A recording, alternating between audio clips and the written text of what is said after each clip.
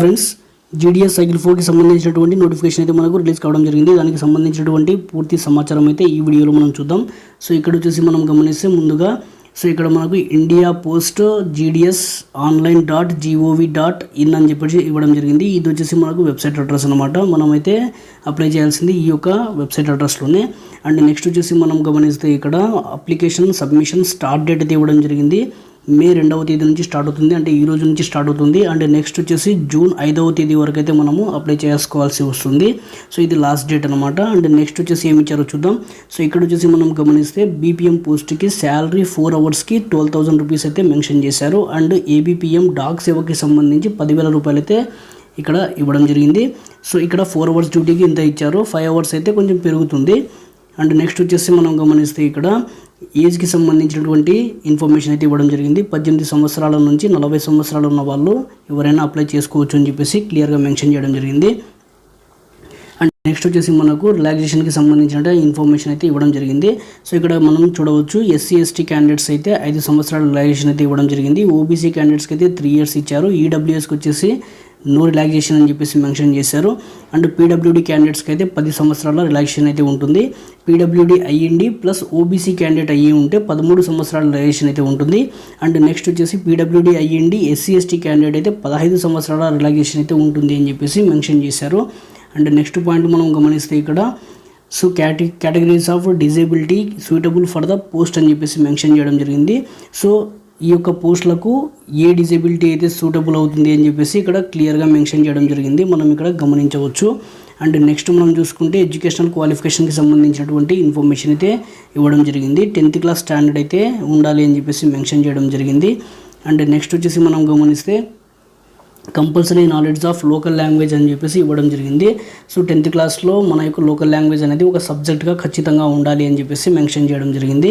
And next మనం గమనిస్తే ఇక్కడ నాలెడ్జ్ ఆఫ్ సైక్లింగ్ అని చెప్పేసి ఇవ్వడం జరిగింది. సైకిల్ తొక్కడం అయితే వచ్చి ఉండాలి, లేదంటే ఇక్కడ స్కూటర్ కానీ మోటార్ సైకిల్ కానీ వచ్చినా కూడా సరిపోతుంది అని చెప్పేసి ఇక్కడైతే మెన్షన్ చేశారు.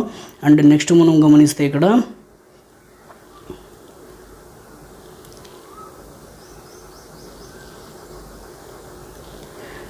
సో ఈ పాయింట్ అనేది మనం గమనించవచ్చు. Production of SC ST OBC disability economically weaker sections certificate అని చెప్పేసి.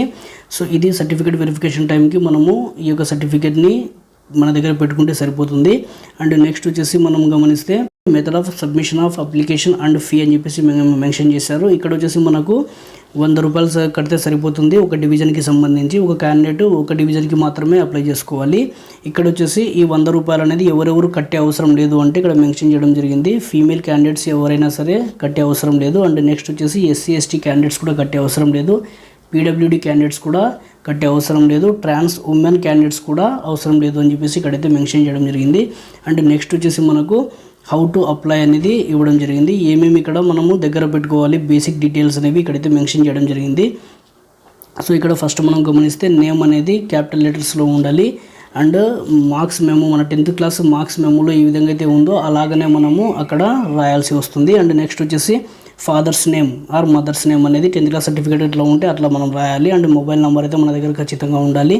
ఈమెయిల్ ఐడి కూడా ఒకటి ఖచ్చితంగా ఉండాలి. And next date of birth, తర్వాత జెండర్, తర్వాత community, PWD type of disability, percentage of disability అయితే మెన్షన్ చేయాలి. State in which 10th class passed అని చెప్పేసి ఇవ్వడం జరిగింది, అది మనము మెన్షన్ చేయాల్సి వస్తుంది. అండ్ నెక్స్ట్ వచ్చేసి language studied in 10th class అని చెప్పేసి అడగడం జరిగింది. And year of passing 10th class అని చెప్పేసి అది కూడా రాయాలి. అండ్ పాస్పోర్ట్ ఫోటోగ్రాఫ్ అని చెప్పేసి అడగడం జరిగింది. అండ్ స్కానర్డ్ సిగ్నేచర్ అని చెప్పేసి అడిగారు. సో ఇవైతే మనకు బేసిక్ డీటెయిల్స్ ఫిల్ చేయాల్సి వస్తుంది. అండ్ నెక్స్ట్ వచ్చేసి మనం గమనిస్తే ఇక్కడ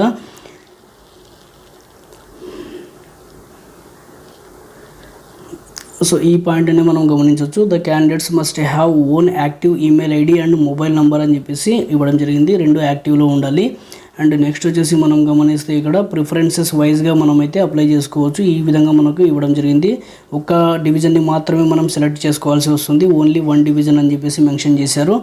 అండ్ ఇక్కడ వచ్చేసి మనకు ఒక డివిజన్లో ఎన్ని పోస్టులు ఉంటే అన్ని పోస్టులకు మనము అప్లై చేసుకోవచ్చు. 100 రూపాయలు మాత్రమే ఫీజు అయితే. అండ్ నెక్స్ట్ వచ్చేసి ఇక్కడ మనం గమనించవచ్చు ఇక్కడ ప్రిఫరెన్సెస్ కూడా మనం ఇవ్వచ్చు. Post 1, post 2, post 3, post 4, post 5 etcetera అని చెప్పేసి అయితే ఇవ్వడం జరిగింది. సో ఈ విధంగా మనము ప్రిఫరెన్సెస్ కూడా ఇచ్చుకోవచ్చు, మనకి ఎక్కడ కావాలి ఫస్ట్ ప్రిఫరెన్స్ అనేది అని చెప్పేసి. అండ్ నెక్స్ట్ వచ్చేసి ప్రొసీజర్ ఆఫ్ పేమెంట్ అనేది ఇవ్వడం జరిగింది. ఈ పేమెంట్ వచ్చేసి మనకు ఆన్లైన్లోనే మనము పే చేయాల్సి వస్తుంది. నెక్స్ట్ మనం గమనిస్తే ఇక్కడ submission of 10th class marks details అని ఇవ్వడం జరిగింది. సో ఇక్కడ వచ్చేసి candidate has to submit the details of marks obtained in the 10th class in case of the mark sheet contents grades, points etcetera apart from marks only marks need to be submitted అని చెప్పేసి ఇవ్వడం జరిగింది. సో ఇక్కడ grades, points ఇవన్నీ ఉన్నప్పుడు కూడా నువ్వు జస్ట్ మార్క్స్ని అయితే నువ్వు సబ్మిట్ చేయాలి అని చెప్పేసి ఇవ్వడం జరిగింది. అండ్ నెక్స్ట్ వచ్చేసి in cases where the board has awarded grades or points in place of marks the same may be submitted in application. అలా కాకుండా మార్క్స్ లేకుండా ఓన్లీ గ్రేడ్స్ అండ్ పాయింట్స్ మాత్రమే నీ యొక్క సర్టిఫికేట్లో ఉన్నాయి అంటే నువ్వు అక్కడున్న గ్రేడ్స్ కానీ పాయింట్స్ని కానీ నువ్వు అక్కడ సబ్మిట్ చేయొచ్చు అని చెప్పేసి ఇవ్వడం జరిగింది. అండ్ నెక్స్ట్ మనం గమనిస్తే ఇక్కడ జాబ్ ప్రొఫైల్ గురించి అయితే ఇవ్వడం జరిగింది. బ్రాంచ్ పోస్ట్ మాస్టర్కి సంబంధించి జాబ్ ప్రొఫైల్ ఎట్లా ఉంటుంది అని చెప్పేసి ఇక్కడ మెన్షన్ చేశారు. And assistant branch post master ఏబిపిఎంకి సంబంధించినటువంటి జాబ్ రోల్ అయితే ఇక్కడ ఇచ్చారు. అండ్ నెక్స్ట్ డాక్ సేవకి సంబంధించినటువంటి జాబ్ ప్రొఫైల్ అయితే ఇవ్వడం జరిగింది. అండ్ ఇక్కడ మనం గమనిస్తే సెలక్షన్ ప్రాసెస్ అయితే మనకు ఇవ్వడం జరిగింది. ఇది వచ్చేసి మనకు తెలిసిన విషయమే. సిస్టమ్ జనరేటెడ్ మెరిట్ లిస్ట్ అయితే ఒకటి వస్తుంది బేస్డ్ ఆన్ మెరిట్. సో దానికి సంబంధించి ఇక్కడ సెలక్షన్ ప్రాసెస్ అనేది ఉంటుంది. అండ్ నెక్స్ట్ వచ్చేసి మనం గమనిస్తే ఇక్కడ మల్టిప్లికేషన్ ఫ్యాక్టర్ అయితే ఇవ్వడం జరిగింది. So in case grade A1 వచ్చి గ్రేడ్ పాయింట్ వచ్చేసి 10 పాయింట్స్ ఉంటే 9.5తో మల్టిప్లికేషన్ చేయాలి అని చెప్పేసి మెన్షన్ చేశారు. అండ్ అలాగనే 9 పాయింట్స్ వచ్చిన వాళ్ళు వచ్చేసి 9.5తో, అండ్ నెక్స్ట్ 8 పాయింట్స్ వచ్చిన వాళ్ళు కూడా 9.5 అని చెప్పేసి ఇక్కడ క్లియర్గా అన్నిటికీ సంబంధించినటువంటి మల్టిప్లికేషన్ ఫ్యాక్టర్ అయితే 9.5 అని చూపించడం జరిగింది. అండ్ నెక్స్ట్ మనం గమనిస్తే ఇక్కడ సో మల్టిప్లికేషన్ ఫ్యాక్టర్కి తర్వాత నెక్స్ట్ ఇన్ఫర్మేషన్ మనం గమనిస్తే కొన్ని ఇన్స్ట్రక్షన్స్ అయితే మనకు ఇవ్వడం జరిగింది. ఇంపార్టెంట్ ఇన్స్ట్రక్షన్స్ అని చెప్పేసి మనం ఇవైతే చూడవచ్చు. అండ్ నెక్స్ట్ మనము ఏ వేకెన్సీస్ ఉన్నాయి డివిజన్ వైజ్గా అని చెప్పేసి చూద్దాము. ఇప్పుడు ఆంధ్రప్రదేశ్ మరియు తెలంగాణకు సంబంధించి కేటగిరీ వైజ్గా ఎన్ని పోస్టులు ఉన్నాయని చెప్పేసి చూద్దాం.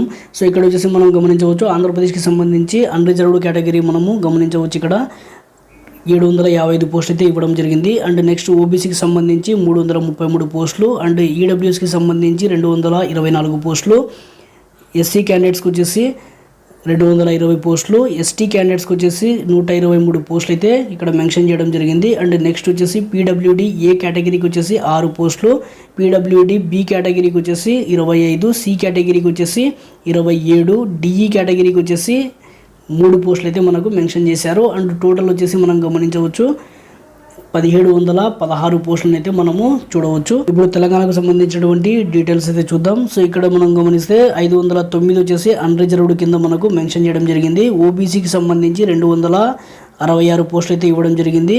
అండ్ నెక్స్ట్ ఈడబ్ల్యూఎస్ కేటగిరీకి వచ్చేసి మనకు 123 పోస్టులు అయితే చూపించారు.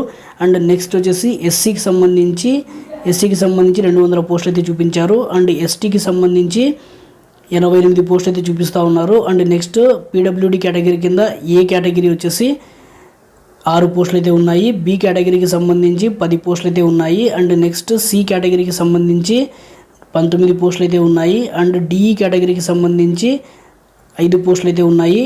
అండ్ టోటల్గా వచ్చేసి మనం గమనించవచ్చు 1226 పోస్టులు అయితే మనకు క్లియర్గా చూపిస్తూ ఉన్నారు. అండ్ నోటిఫికేషన్ మీకు పీడిఎఫ్ లింక్ కావాలి అంటే కింద డిస్క్రిప్షన్లో ఇవ్వడం జరిగింది లింక్ అయితే. సో అక్కడికి వెళ్ళి మీరు డౌన్లోడ్ చేసుకోవచ్చు. Thanks for watching.